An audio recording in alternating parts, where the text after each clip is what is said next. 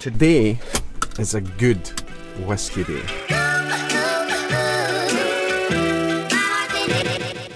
Back in 2009, I had such a profound experience with a bottle of Lagavulin 16-year-old that it drove me from being just a casual whiskey fan to being a whiskey geek. But it also motivated me to want to celebrate my 40th birthday on Islay. So I sent an invite out to a bunch of friends, and 10 of us ended up going across to Islay in 2010 for the Fèis Ìle festival. Now, we had a fantastic time, and everybody enjoyed the whiskey and the distilleries and the party and just the celebration of it all. But for me, and for some of my friends as well, it became more than that. There was a deeper connection that happened, and that was a connection with the island itself. That was a connection with Islay. Now, I went back 5 years later, and it was a smaller group this time, and again we enjoyed the distilleries and we enjoyed the whiskey, but again I felt that same connection happening. So one of my friends from that original trip back in 2010, Bill from California, got in touch with me earlier this year, and he said that he would like to go to Islay again. He would like to go and catch the last weekend of the Fèis Ìle, and would I like to join him? So I'm super excited. I'm just about to head out to the airport just now, but what I want to do this time is I want to spend a lot more time filming. I want to try and discover if other people have the same experience with Islay that I do. What is it that makes it so awesome? What is the magic of Islay?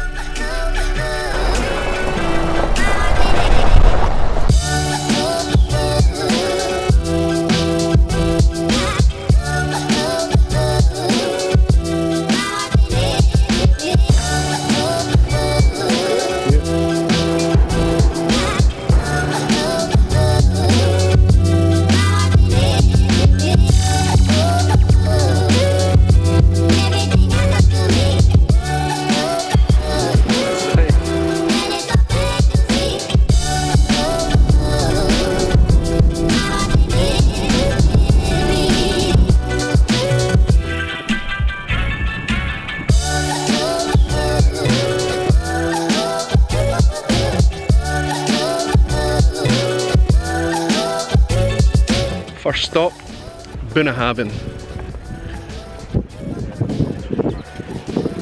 Bit late in the day, but we're here. Look at the weather and look at the paps behind us.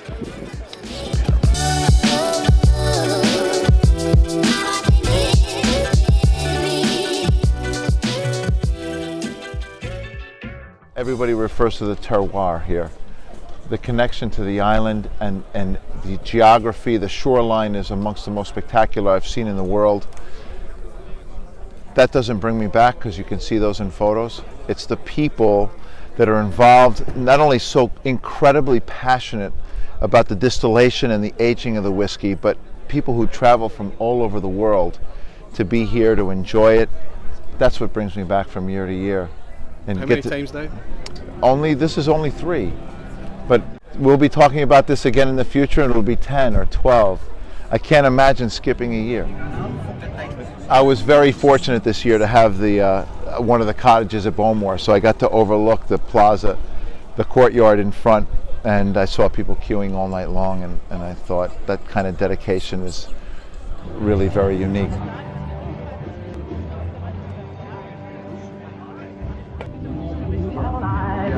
Yes, adore you all of the time. I like to.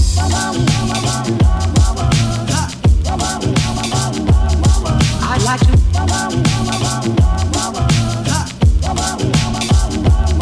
I like to love you every day. I like to love you, love you. I like to love you, if I may. So we've just arrived at our accommodation. It's absolutely fantastic. This is going to be the most comfortable time I've spent on Islay. But already, despite arriving quite late this afternoon and picking up the rental car and going straight to Bunnahabhain, we've already picked up on that kind of magic atmosphere that happens in Islay, where everybody's just kind of in it together. We're queuing up at the Bunnahabhain shop because we knew they still had some nice product and some Fèis Ìle bottles left to buy, and an American guy just kind of cut in line on us.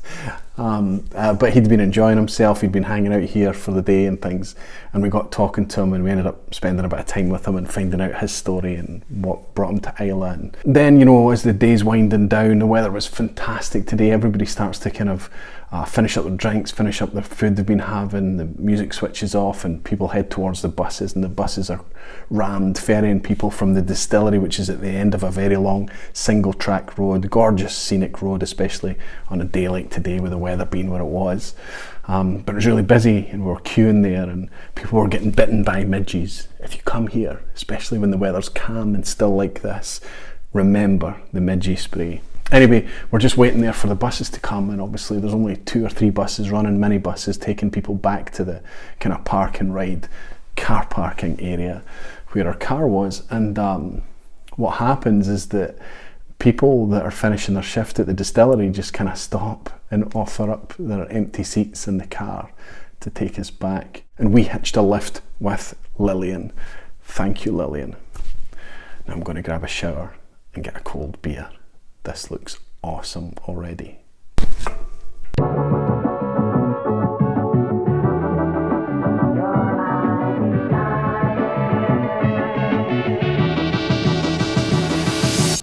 So after a couple of refreshing drams, we're now heading out to Bridge End to get something to eat. But already since we've been here, we've started to pick up and we're interacting with people. I think, and I'm just about to ask my buddy here, I think we're interacting with people in a different way than we would if we were back home, even in a friendly city like Glasgow. I feel a very different vibe, and that people interact with each other much more openly and honestly, and I don't know if I'm just making that up. Is it all just a romance bill? Would you agree or would you not?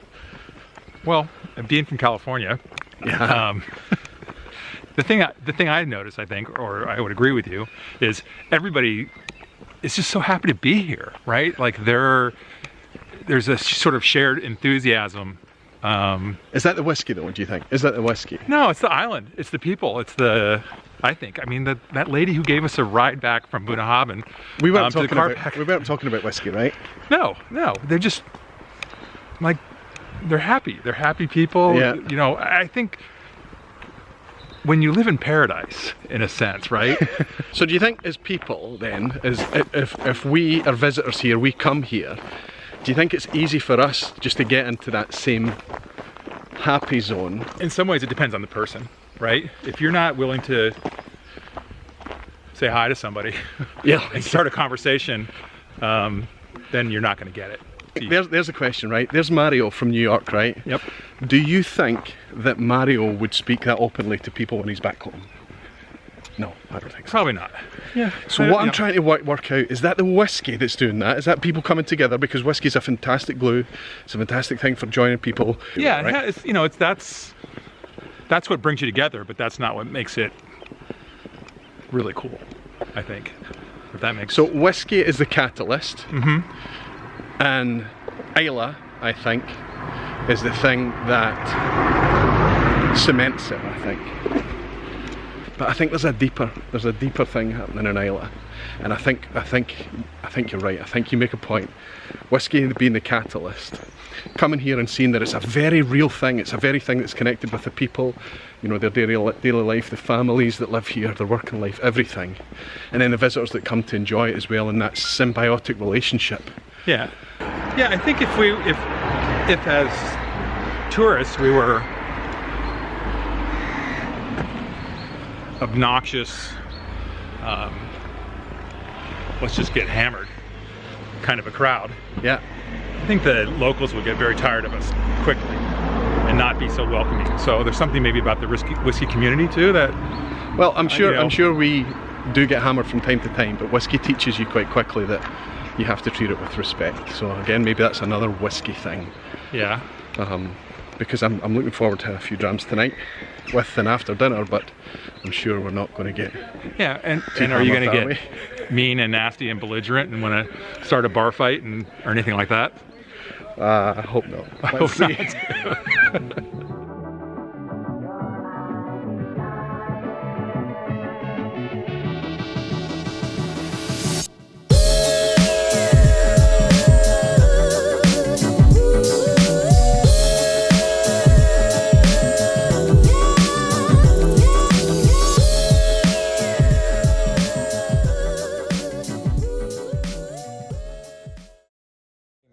That's right. So we've been here a day already,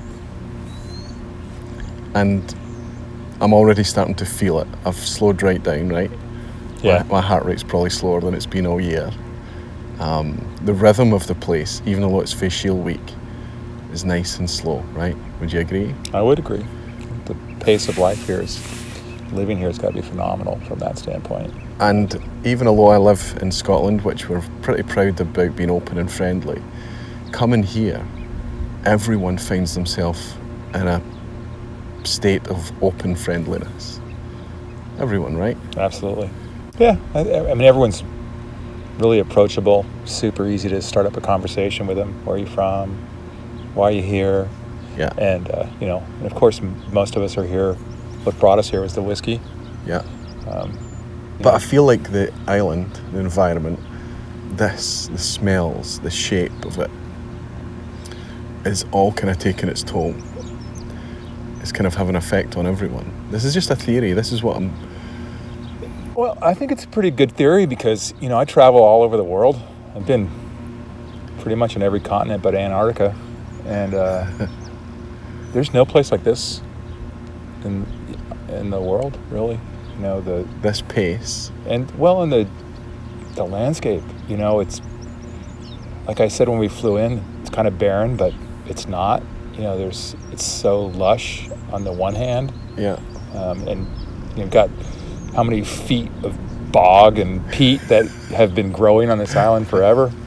But, at the same time, it's desolate and what's the word I'm looking for? I think it's moody. Rustic, I think it's moody, and I think it's exposed. And we've been here during when the weather's quite nice, but it doesn't take much imagination to imagine. Oh, it's got to be harsh here. It's got to be. Yeah.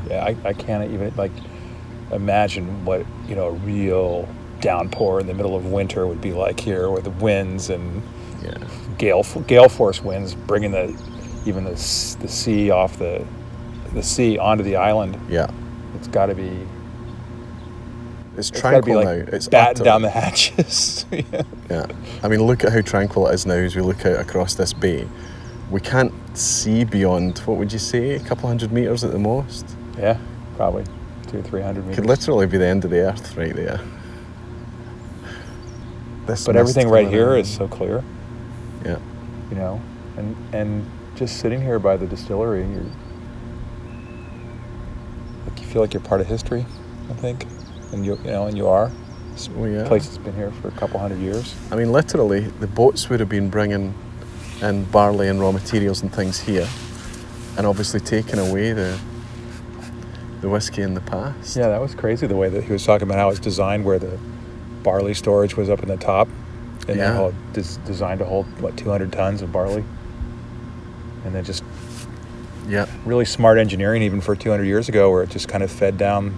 Yep, gravity feed. Yeah. Down to the malting floor, and then down to the ovens for drying. The kiln. The kilns, yeah. Yeah. And being inside, when we took the tour and being inside the kiln and looking up at and thinking that particular kiln had been there for over 100 years, and just the amount of smoke and peat that had gone up there, and looking at the wood up above that, it never catches fire because the fire's so cool, but that's right. Just that wood has got to be just kind of, I don't know, what is seen and absorbed. It's crazy. Yeah. And what was interesting as well as we sat in that warehouse doing the tasting in the warehouse is that maybe it's the terroir, maybe it's the fact that we're stood here by the sea and the salts in the air. If you remember the salt was actually drifting in when he was doing the tour, right? You could, when we were stood at the kiln, it was salt air that we were tasting, right, as it's coming in from outside. Well, that's got to get into the barley too, right? Yeah, It's got, I mean, it's not people, as strong as the peat, but people say it's scientifically proven that salt can't pass through, you know, the porous cask.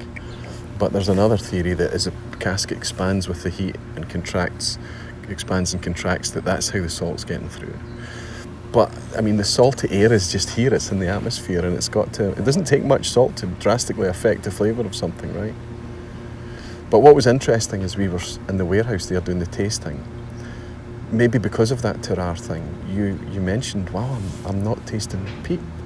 That's a quarter cask Laphroaig we had. It's up there with probably one of the most peaty profiles in Scotch whisky.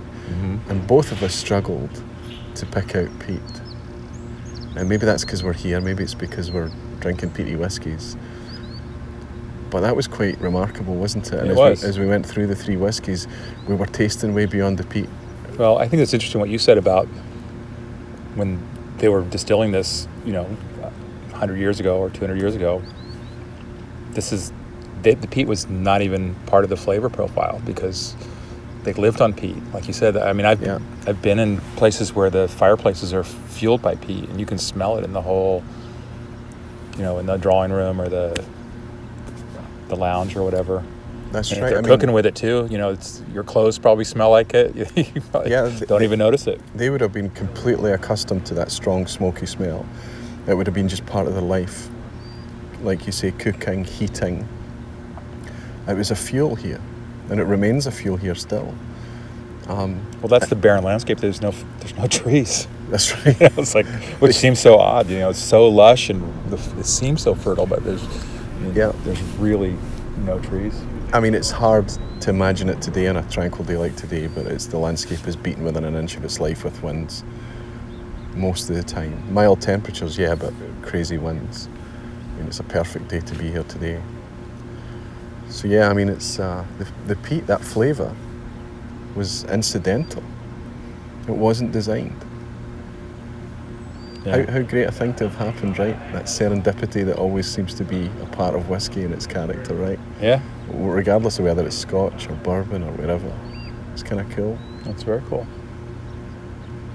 Anyway, let's go and see what craziness is happening at Ardbeg. Sounds like a plan. Cheers, my friend. Cheers.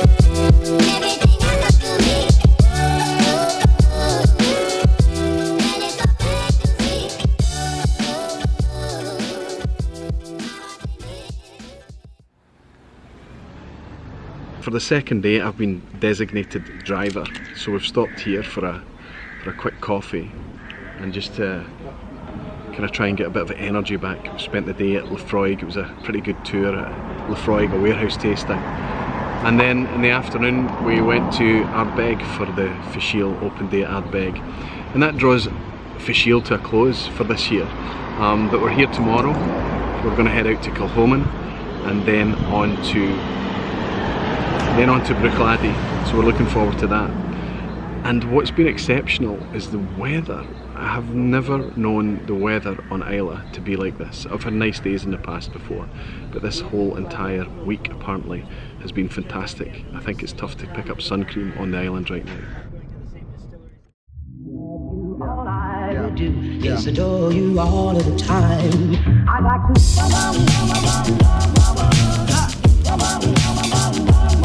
I'd like to.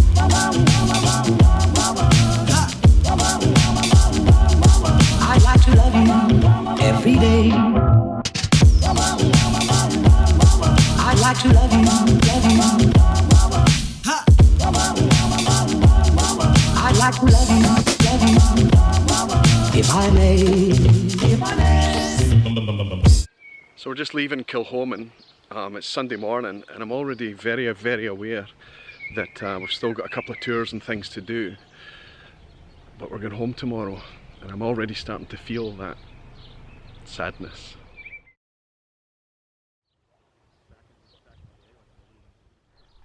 My own experience was that I was blown away the first time I came to Islay, simply because my first ever time on Islay. Very ashamed to say it, but very proud of the experience. It was last month. I wish I'd come sooner. I had no idea that this particular world existed. You look at how the rest of the UK is, people here, there's a thing called the Islay Wave. At first everyone was waving at me driving past, and I was just like, and then I realised, no, they wave at everybody. And so the whole time I've been here for this day and yesterday, I've been doing the Islay Wave as well. There's a few things that will make me come back again. The people, definitely. Everyone's extremely friendly, you feel very welcome here. It's not, you're not coming here to live it up nightlife. There isn't a nightlife as such. If that's your thing, you're probably better off in Edinburgh or Glasgow. If you have a look at where everything else is, distillery wise, you've got to be quite hard pushed to get such great distilleries in such a small radius. You could literally get from Laphroaig to Bunnahabhain in 15-20 minutes. Islay thus far has been absolutely picturesque and like the model of an ideal vacation. Just beautiful weather, wonderful sea breeze everywhere I go. Awesome people that are willing to chat up at any time in the day, and just like a phenomenal island lifestyle. That's been incredible, really. My stress level has plummeted the entire time I've been here. It's like, I don't know what this thing tells me it is right now, but it's low. It's so low it basically doesn't register.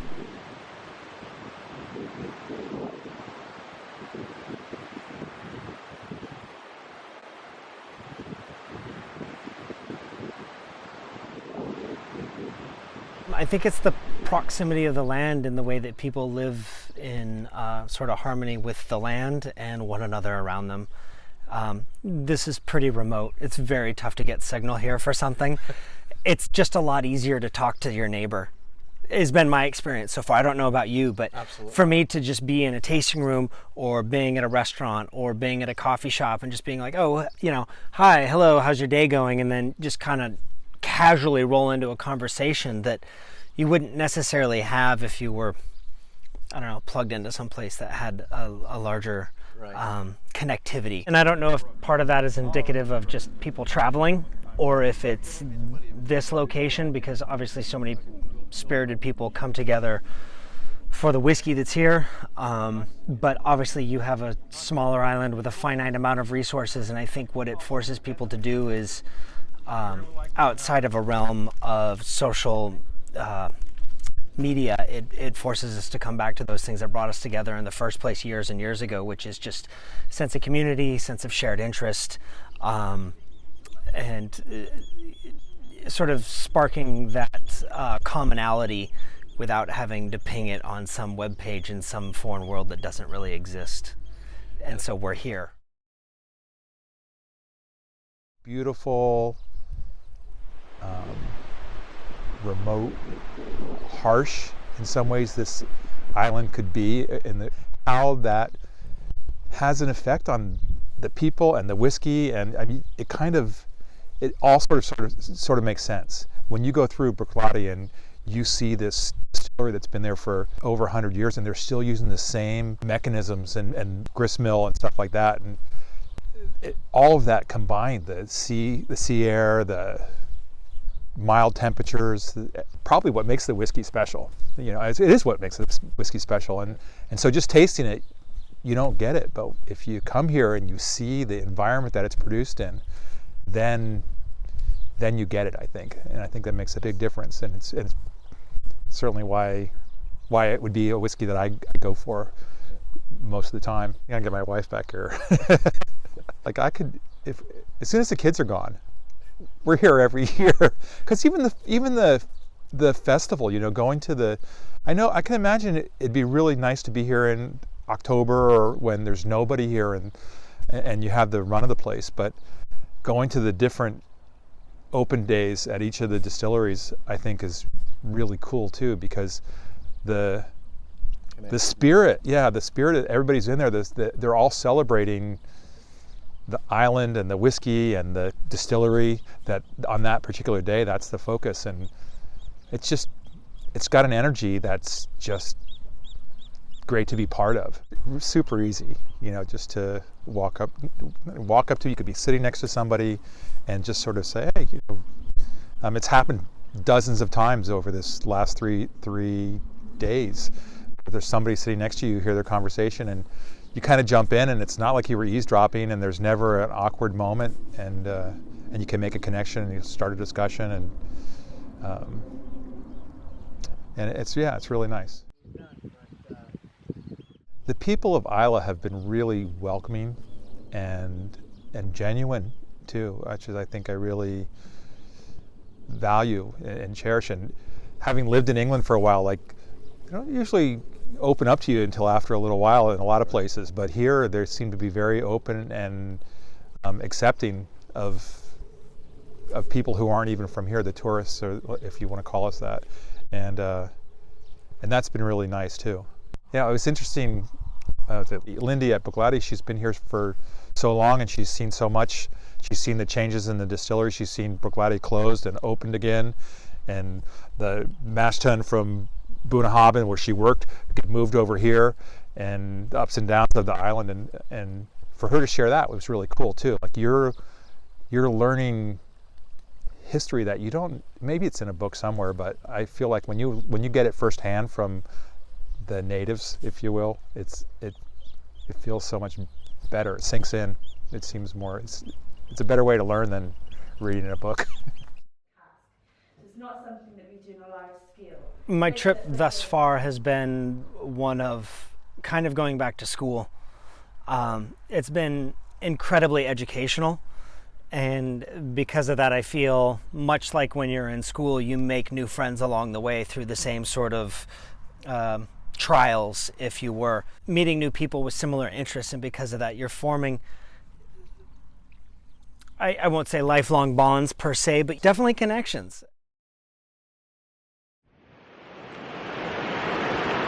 Our last night here, just come down to Machier Bay to hang out in the sun, and it's almost like a summer vacation. It's bizarre that this is the west of Scotland, but it's just absolutely fantastic. All we've got is a Lagavulin trip tomorrow, and then it's a kind of a last look around and back home to reality. I don't want to leave.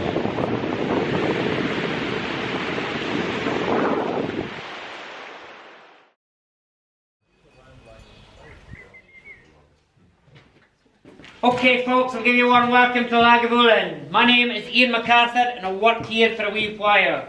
What we're going to do today, folks... Islay's a very friendly island, very friendly. People love to come to Islay because the Islay people are so nice to people. It's nice to be nice.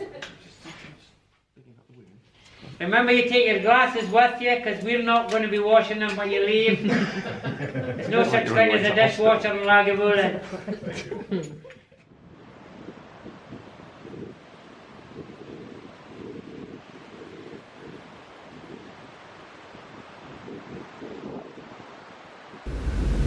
I think that it's stunning and calm and rugged. And when I first came here, I thought it was going to be more foresty or something. I didn't know what it would look like, and ends up to be not so much, but very, just I don't know. I run a bar at home, and I'm very passionate about just being gracious and being a good host, and I love what I do. But it's almost a bit unnerving. They're so nice. It blows me away. So I don't know, wherever I go, I feel taken care of. I feel like everybody I bump into, they've never met a stranger. Like, they just are so happy to say hello and chat it up, and just, yeah, kind to a fault. I don't know, it's an immediate relaxation. Like, as soon as I stepped off the ferry, just absolutely. And then of course the whiskey. I'm not gonna lie, I was put off, to be honest. I was like, what is this campfire stuff that I can smell across the bar with the top open? Like, it blew me away, but it was always interesting to me. I always found it interesting. When I open it and I smell it, so let's say I haven't had a dram in a few weeks or even a month, it immediately kind of whirls me back. Like, there's nothing like it. I haven't experienced anything like it. That doesn't happen when I open a bottle of bourbon or a bottle of tequila. And I've been to the Kentucky Bourbon Trail. I've been down to Guadalajara, and so I've had those experiences at other places of where these beautiful spirits that I love are produced. But there's something about Islay when you take that top off that bottle and you smell it. There's nothing like it. It transports you back here. It does, every time. And all of these Every things, time. the smoke, the fact that you had to invest in that to start to enjoy it, to understand what it was about, the fact that you've achieved your goal 3 times now to come and see what it's all about. All of these things in the experience conspire to make something that for me has always been a bit magical. Yes. What word would you use, or would you use that word? I would use that word. Magical. I don't know, kind of renewal, transformative. I don't know, just all of those things. I feel, a lot of people feel this way when they take vacations, but it's different. It's different for me with my relationship with Islay. I'm renewed. Yeah, renewal, for sure. I wanted to come here because I wanted to see everything else that I don't get out of the glass. I wanted to see more of the sea. I wanted to see more of the people that are involved in making it.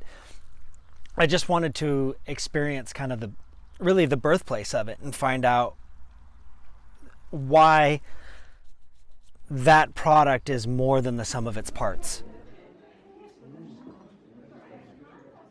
My advice to anyone over 18, obviously,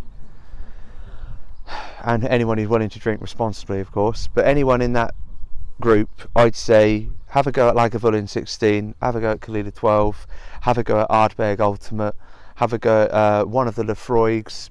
I mean, the law is very well priced, that's very good. Have a little taste of all of them, and obviously not where you're driving, but have a little go, get attached to the whiskey, and then just come over for the whiskey, and then let the rest surprise you.